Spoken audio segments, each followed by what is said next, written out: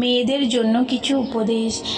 মেয়েরা শরীরের কাপড় চেঞ্জ করার সময় অবশ্যই বিসমিল্লাহ বলে নেবেন। 2, আপনি যখন ওয়াশরুমে যাওয়ার আগে অবশ্যই দোয়া পড়ে নেবেন। তাহলে আল্লাহ সুবহানাল্লাহ তাআলা আপনার ও জিনেদের মধ্যে একটি পর্দা তৈরি করে দেবে। এতে করে খাবিজ জিনগুলো আপনাকে ইফটিজিং করতে পারবে না। 3, কোথাও কিছু ফেলার আগে বিসমিল্লাহ বলে ফেলবেন। এতে অন্যান্য সৃষ্টির কোনো অসুবিধা হবে না। 4, বাইরে যাওয়ার সময় ঘরে থাকা ফেরেশতাদের সালাম দিয়ে বের হবেন ও দোয়া পড়ে বের হবেন। যেসব ফেরেশতারা আপনার অনুপস্থিতিতে আপনার ঘরটি পাহারা দিলেন, ঘরে এসে তাদের আবারও সালাম দিন, এটা ভদ্রতা। 5, বেশি বেশি সালাম দেওয়ার অভ্যেস করুন।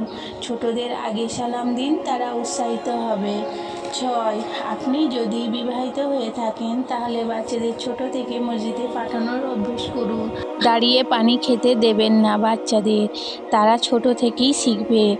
আপনি নিজেও দাঁড়িয়ে পানি খাওয়া বন্ধ করুন, বসে খাবেন, এটাই সুন্নত। 9, ডান কাত হয়ে ঘুমাবেন, এটা সুন্নত ও স্বাস্থ্যের জন্য ভালো। ঘুমের আগে অবশ্যই 3 কুল পড়ে ঘুমাবেন, এটা আপনাকে সারা রাত বদ মানুষ ও জিনের থেকে হেফাজত করবে ইনশাআল্লাহ। 8, প্রতি রাতে অবশ্যই সূরা মুলক পড়ে ঘুমাবেন, এটা আপনার কবরের জীবনের সাথী, আপনাকে কবরের আযাব থেকে বাঁচাবে ইনশাআল্লাহ। 9, ঘুমের আগে প্রতিদিন বিছানা ঝাড়েন, অথচ এটা সুন্নত মনে করে ঝাড়লেই পেয়ে যাচ্ছেন সওয়াব। অনুরূপভাবে কাপড় পরার আগে অবশ্যই একটু ঝেড়ে নেবেন, এটাই সুন্নত। এবং কাপড়ে কোনো পোকামাকড় থাকলে আপনার ক্ষতি করতে পারবে না। 10, পরিশেষে খিলখিল করে হাসা বন্ধ করুন, মুচকি হাসবেন, এটাই সুন্নত। ভিডিওটি বেশি বেশি করে শেয়ার করুন যাতে অন্য মা বোন এই আমলের সম্পর্কে জানতে পারে। ভিডিওটি যদি ভালো লেগে থাকে লাইক, কমেন্ট অ্যান্ড সাবস্ক্রাইব করে পাশে থাকুন। আল্লাহ হাফিজ।